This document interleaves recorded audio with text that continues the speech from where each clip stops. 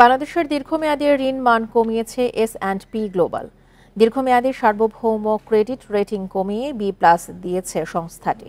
তবে ভবিষ্যতের আউটলুক নেতিবাচক থেকে ইতিবাচক হয়েছে বলে জানিয়েছে ক্রেডিট রেটিং এজেন্সিটি।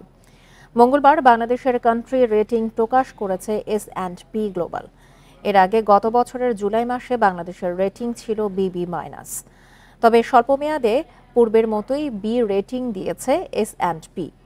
রেটিং কমার কারণ হিসেবে বৈদেশিক মুদ্রার রিজার্ভ কমে যাওয়ার বিষয়টিকে সামনে এনেছে প্রতিষ্ঠানটি। এদিকে সাম্প্রতিক কোটা সংস্কার আন্দোলনকে ঘিরে দেশে সহিংসতা ও হতাহতের ঘটনাও উঠে এসেছে S&Pর প্রতিবেদনে।